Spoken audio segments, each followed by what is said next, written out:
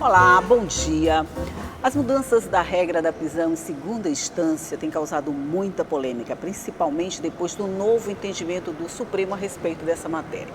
E é sobre isso que nós vamos conversar no programa de hoje. Aliás, esse é um dos assuntos do programa de hoje, porque quem veio conversar comigo sobre esse assunto foi o Jimmy Daigleson, que é advogado criminal. Chamei seu nome certinho? Certinho. Ótimo, bom dia. Bom dia. Seja muito bem-vindo.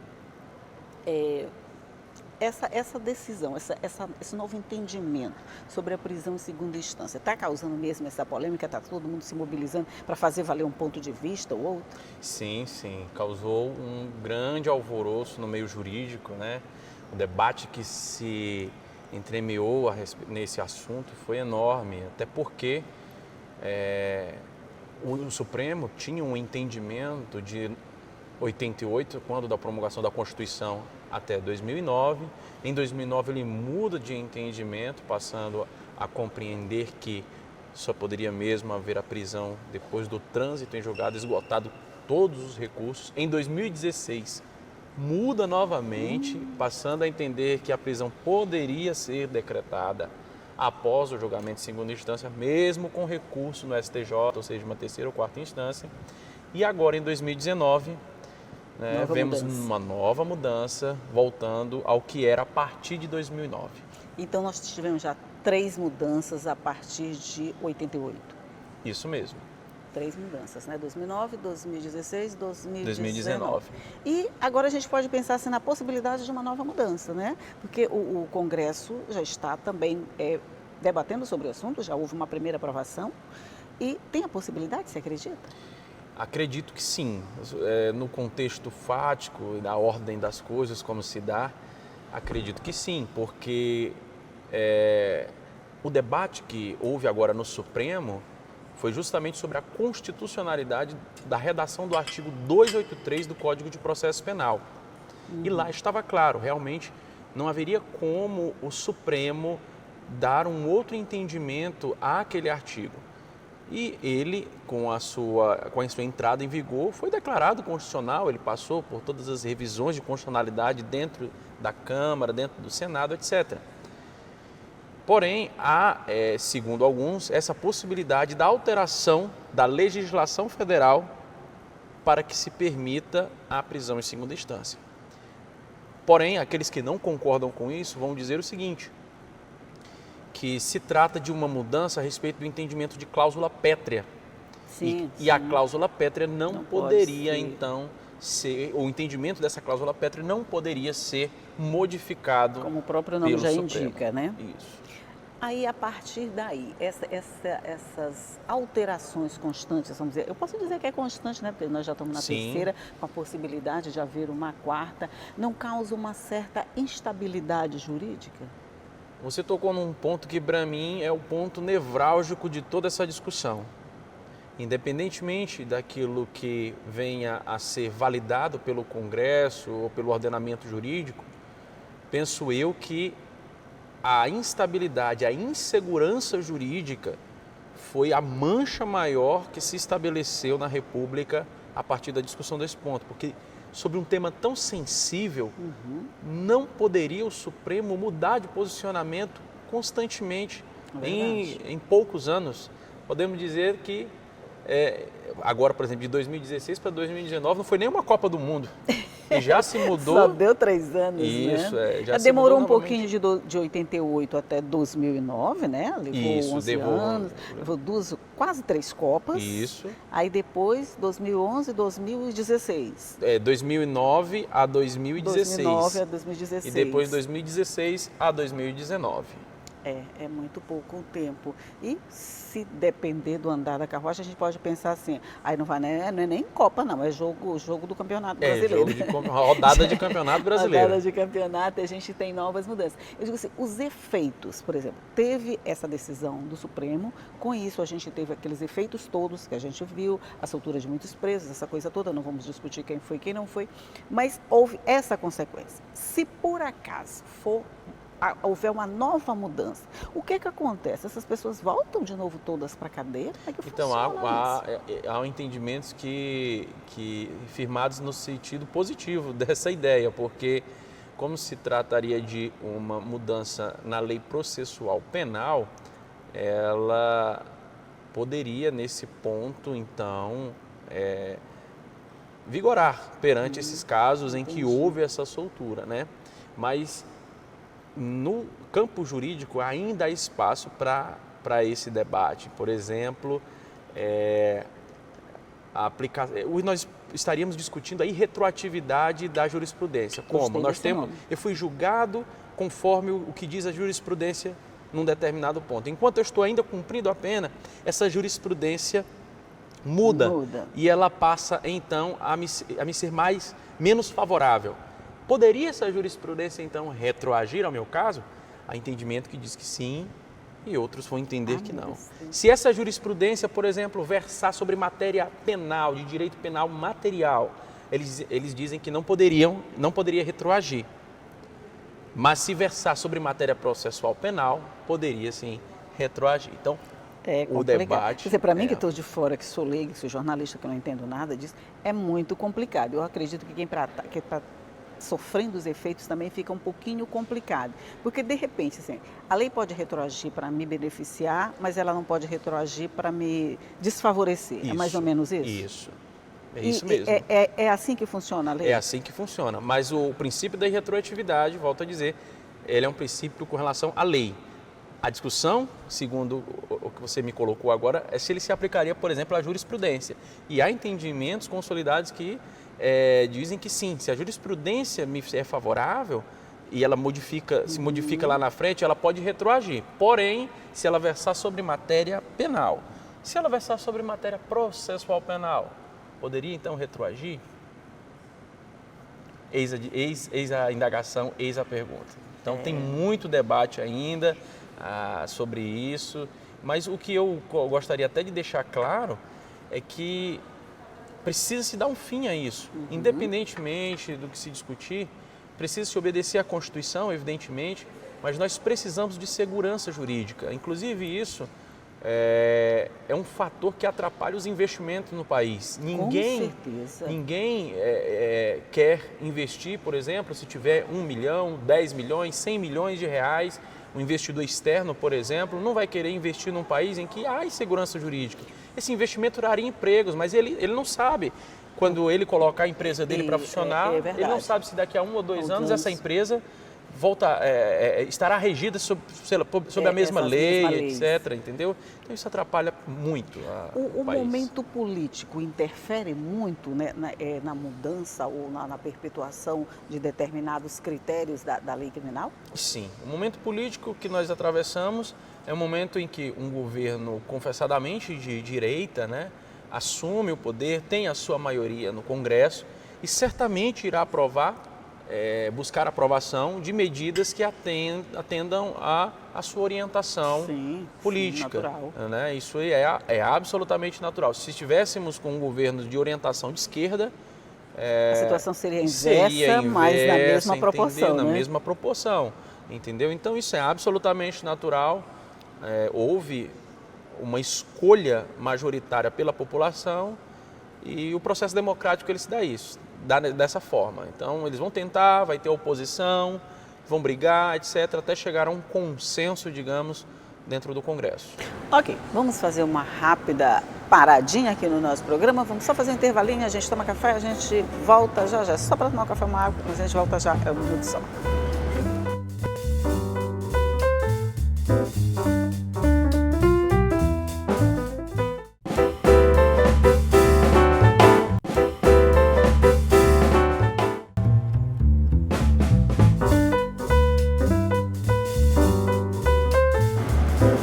Já estamos de volta, eu estou conversando aqui com o advogado Jimmy Dailson. Isso. Jimmy Dailson, sobre essas mudanças na legislação, principalmente na área criminal, e a gente estava falando nessa possibilidade de retroação. Ainda, na sua opinião, ainda tem muito tempo de discussão antes que se chegue a um consenso a respeito disso? Olha, o Congresso agora já está, inclusive, discutindo. Pois né? Até pela resposta rápida que o Congresso está dando, né? Isso, eu acredito que por esses últimos dias em que eu acompanhei o noticiário, deva andar com certa celeridade, até para que se entenda como resposta ao que o Supremo disse, que eles estavam esperando que o Supremo realmente declarasse a inconstitucionalidade do artigo 283, mas o Supremo não. No voto do ministro Dias Toffoli, que foi o voto que inclusive desempatou a situação, ele deixou claro, olha, eu estou fazendo o meu papel como guardião da Constituição, da lei, etc., mas há aí a possibilidade que, se quiserem realmente mudar a situação, que o façam por meio do Congresso. Então ele deixou esse recado aí no ar. O Congresso então já se articulou, na sua maioria que assim deseja, e já começaram a andar com uma certa rapidez. Acho que foi aprovado na CCJ da Câmara, alguma coisa assim já. Pois é, esse recadinho do Dias Toffoli pode ter sido entendido como uma deixa para que houvesse uma nova mudança? Com toda certeza. Essa foi a interpretação de todos. Não foi uma mensagem subliminar, não, foi mesmo foi clara, explícita. A mensagem explícita dele, e que talvez ele venha se orientar por ela caso o Supremo, ou melhor, o Congresso mude, porque certamente se o Congresso modificar, vai haver uma enxurrada de ações diretas de inconstitucionalidade sobre a aprovação, e aí o Supremo terá de se manifestar novamente. Então teremos um outro debate. Gente do céu. Vamos acompanhar os próximos capítulos e ver o que acontece a partir daí. Eu fico pensando na insegurança de quem está a mercê dessas respostas. Sai da prisão, volta para a prisão, fica ali, vai para ali, vale agora, não vale mais, é complicado. Aí, a ação do advogado criminalista, nesses casos, como é que vocês ficam no meio desse turbilhão todo? O advogado criminal trabalha, ele tem as suas armas, a palavra escrita e a palavra falada, né? São as suas armas, as suas indumentárias de guerra. E no contexto da prática criminal, da advocacia criminal, você vai, evidentemente, lutar pelos interesses do seu cliente dentro da lei, não torcendo a lei, não torcendo fatos, etc. Para nós que estamos lá, somos espectadores, tal qual toda a população é também. Igualmente, todos eles somos espectadores e ficamos nessa expectativa para saber como que irá decidir. Entendi. Claro que há alguns advogados que têm uma compreensão diferente, outros têm uma compreensão também em acordo, às vezes, até com o que o governo está propondo atualmente. Mas, independentemente disso, eu quero até deixar claro que é a insegurança que mais nos atrapalha. E não só a todos nós, quer dizer, a toda a população. Vocês ficam como espectadores, mas um espectador diferente, por exemplo, de mim, que estou assistindo, estou olhando, mas isso não interfere no meu trabalho, a não ser na divulgação. Vocês, é a linha de ação que vocês têm que acompanhar e ver como é que fica a cada mudança. Entender, compreender, saber dos votos dos ministros, como que cada um votou. Tudo isso é muito importante, porque às vezes, por exemplo, um recurso nosso chega ao STF e ele chega nas mãos, e é um recurso que pode ser julgado monocraticamente, ou seja, somente por um ministro, e às vezes esse ministro votou diferentemente numa outra situação, então eu precisaria conhecer a interpretação que ele dá, Então, para nós, tem esse aspecto técnico que devemos compreender para facilitar o nosso trabalho. Pois é, porque quando a gente pensa no advogado criminalista, eu vou fazer uma coisa aqui que eu não devia, mas eu vou fazer. Quando a gente pensa no advogado criminalista, a gente sempre pensa naquele que está defendendo alguém que fez alguma coisa errada. Eu sei que pode ser uma visão meio caricata da população, mas isso, de alguma forma, isso preocupa vocês, essa possibilidade de visão um pouco deturpada da ação do criminalista? Quem se põe a exercer a advocacia criminal tem que estar muito consciente desse preconceito. Isso. Porque ele sempre houve, sempre haverá, não tem como você retirar isso, porque o advogado criminal, ele lida num terreno dos mais fortes dramas humanos. É verdade.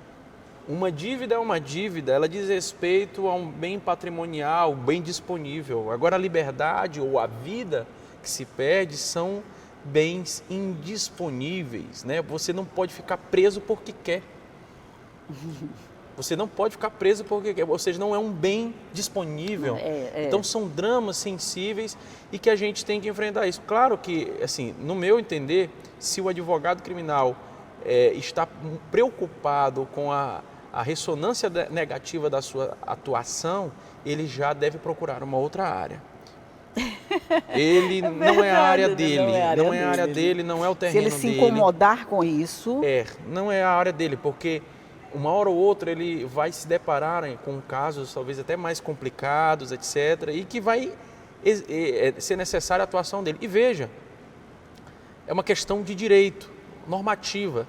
Se o advogado criminal, o advogado privado, como eu sou, não assumir essa causa, não assumir essa defesa, a causa vai e desce para a Defensoria Pública. Então o próprio Estado vai financiar um advogado para que aquela pessoa tenha defesa. Então, ela vai ter defesa de qualquer forma, ela vai ter defesa de qualquer forma. Inclusive, se houver uma defesa técnica falha no processo, ou seja, não tiver altura, pode ser decretada nulidade naquele processo.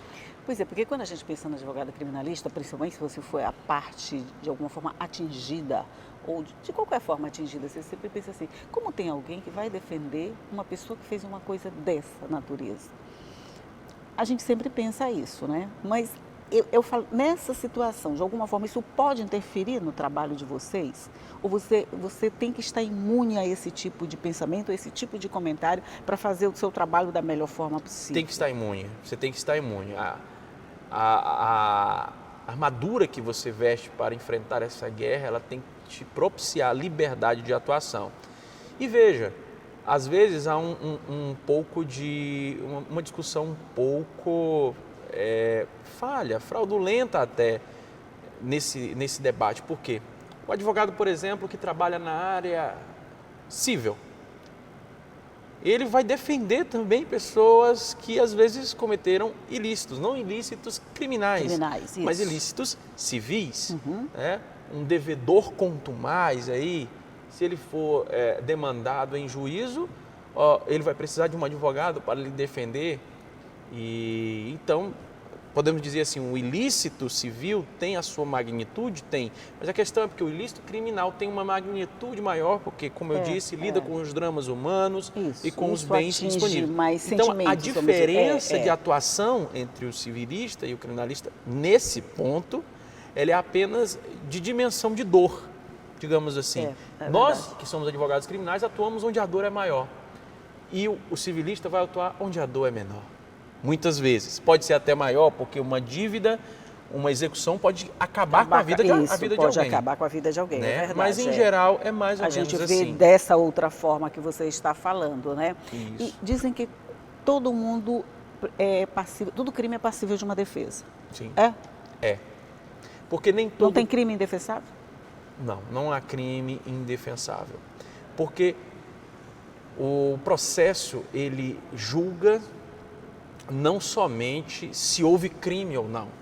O processo, ele serve tanto para saber da autoria, da materialidade, mas ele serve também para te dar uma pena proporcional ao que você fez. O processo também serve para regularizar a persecução criminal.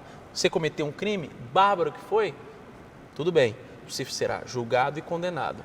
Mas esse processo tem de se dar de acordo com a lei.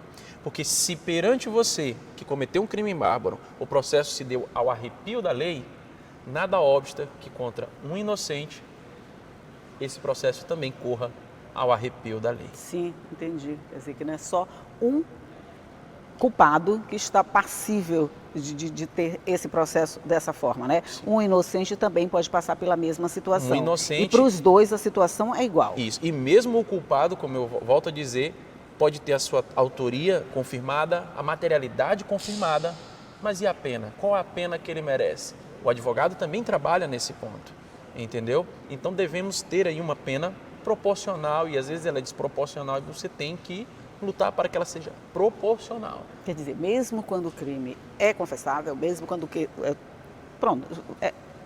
atestada a culpabilidade lá da pessoa, mesmo nesse caso, a pena tem que ser trabalhada para ela ser de acordo com o crime cometido. Isso. mesmo que para mim seja uma coisa e para você seja outra. Isso. Porque, embora para mim seja uma coisa, para você seja outra, há um entendimento da lei, um entendimento dos tribunais. E o processo serve para isso. Esse movimento dialético do processo entre tese, antítese e síntese tem que se formar lá na frente. E outra, nulla pena sine iudicio, diz o Brocardo. Não há pena sem processo. Você quer que o malfeitor seja condenado? Quem aqui não quer? Todos nós queremos. Mas o advogado, inclusive? Como advogado. Não, mas eu estou dizendo o advogado, inclusive? O malfeitor? Sim, o advogado malfeitor, se cometeu o seu ilícito criminal. Não, eu quero saber se o malfeitor precisa ser condenado. Até o advogado defende nesse caso? Ele Sim, precisa ser condenado? sim. Ótimo. Muitas vezes, a materialidade do crime, às vezes, está clara, por exemplo. Mas aí devemos investigar. E por qual motivo ele cometeu? Os motivos também estão dentro do processo. E é dentro do processo em que isso será esclarecido. E não há processo sem defesa técnica, não há processo justo, não há processo legal sem a defesa do advogado. Ok. O bom é que a gente, quando faz a coisa com paixão, como você, vale qualquer argumento, qualquer coisa. Isso é que é interessante, é fazer com paixão que se chega a um bom resultado, com toda certeza. A gente passaria a manhã inteira aqui conversando, com toda certeza. Mas muito, muito obrigada por essa entrevista e por essa participação no meu programa. Muito obrigado, eu agradeço o convite que me foi feito. Sou natural de Imperatriz. Ah, você é de Imperatriz? Isso, na verdade, sou de Imperatriz, mas já estou aqui em todo o estado, digamos assim. E para mim é uma honra poder estar aqui com vocês, num bate-papo descontraído, podendo mostrar um pouco do que é a advocacia criminal e trazendo aos nossos telespectadores um debate tão interessante que nos chama e nos apela aos sentimentos mais passionais. É uma coisa meio passional, né? A gente conversar sobre advocacia criminal, eu acho que é bem apaixonante mesmo. Muito, né? Quer dizer, porque tem defesa de todo lado, tem acusação de todo lado, vamos dizer assim, mas é muito interessante. Mas muito, muito obrigada mais uma vez por participar aqui do nosso programa. Bom dia para você. Bom dia. Bom dia para você também que está aí do outro lado nos assistindo, que sabe que essa conversa todinha fica à sua disposição. É só acessar a hora que você quiser, entra no nosso site, você já sabe que é o al.ma.leg.br e que o nosso conteúdo está lá todinho, bonitinho à sua disposição, conteúdo bem legal que a gente preparou para você. Mas só para lembrar, eu estou aqui te esperando todo dia, tá? 8h30 da manhã. Tchau.